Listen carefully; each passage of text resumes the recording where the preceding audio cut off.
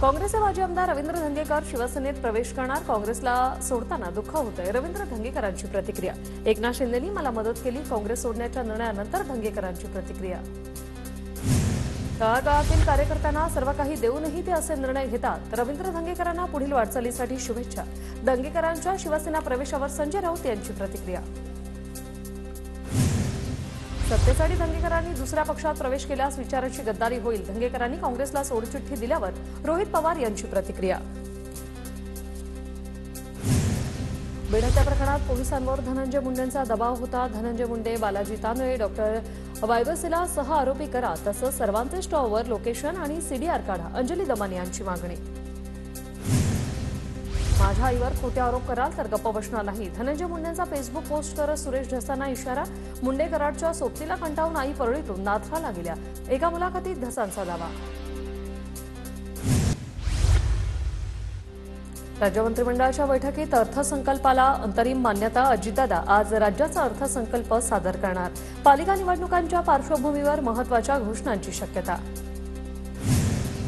महायुतीने निवडणुकीपूर्वी लोकांना दिलेल्या आश्वासनांचं प्रतिबिंब अर्थसंकल्पात दिसेल अशी आशा। रोहित पवारांनी ट्विटमधून महायुतीने दिलेल्या आश्वासनांची करून दिली आठवण। 2012 आणि 2017 मध्ये करून दाखवलं या दोन शब्दांवर मुंबई जिंकली। कोस्टल रोडचं भूमिपूजन मी केलं होतं, उद्धव ठाकरेंचं वक्तव्य। मोहन भागवत महाकुंभला गेले असते तर मीही गेलो असतो, मोहन भागवतांनी जिथे डुबकी मारली असती तिथेच मीही गेलो असतो, उद्धव ठाकरेंचं वक्तव्य। तर काही जण तिकडे जाऊन दाढी बुडवून आले, नाव न घेता ठाकरेंचा शिंदेंवर निशाणा। डुप्लिकेट मतदार नोंदणीमुळे भाजप महाराष्ट्रात हरियाणात जिंकला। मोदी शहांनी घाईघाईत मर्जीतला निवडणूक आयुक्त नेमला। सामनाच्या अग्रलेखातून भाजपवर जोरदार निशाणा। राज्यातील 8 साखर कारखान्यांना राज्य सरकारकडून 1104 कोटींची हमी। सरकारने मदत जाहीर केलेले कारखाने सत्ताधाऱ्यांशी संबंधित। प्रशांत कोरटकरचा जामीन रद्द करण्यासाठी राज्य सरकारनं प्रयत्न करावे। नागपूर कृती समितीतर्फे मुधोजीराजे भोसले यांचं मुख्यमंत्री देवेंद्र फडणवीसांना पत्र। पत्रातून अनिल परबांवरही कारवाईची मागणी।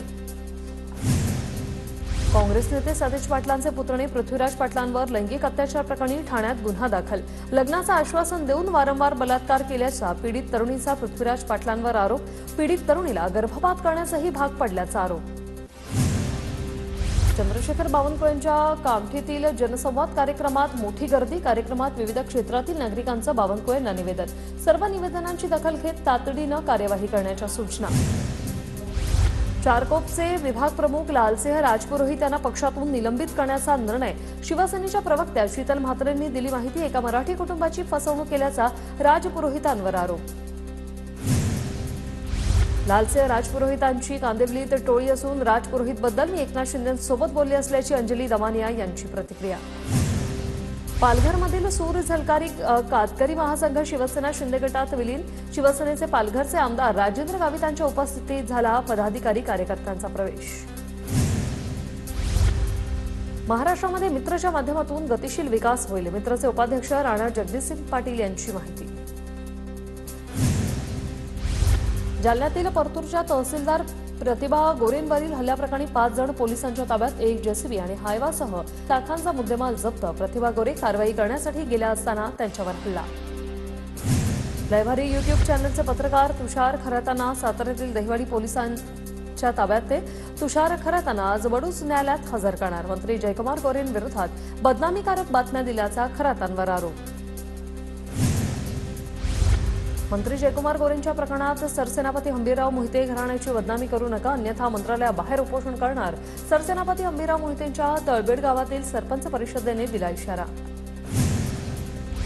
गौरव आहुजा आणि भाग्येश औसवालला 1 दिवसाची पोलीस कोठडी। आज पुन्हा कोर्टात हजर करण्यात येणार। पुण्यात भर रस्त्यात मद्यधुंद अवस्थेत केलं होतं अश्लील कृत्य। मुंबई पोलिसांच्या खंडणी विरोधी पथकाकडून प्रसाद पुजारीला अटक। शिवसेना नेते चंद्रशेखर जाधव यांच्यावर गोळीबार करून खंडणी मागितल्याप्रकरणी अटक। प्रसाद पुजारीला आज कोर्टात हजर करण्यात येणार। राज्यात सायबर हल्ल्यातून महत्त्वपूर्ण डेटावर डल्ला। मागील वर्षभरात 20 लाख घटना, 5 वर्षात सायबर हल्ल्यात 76% वाढ।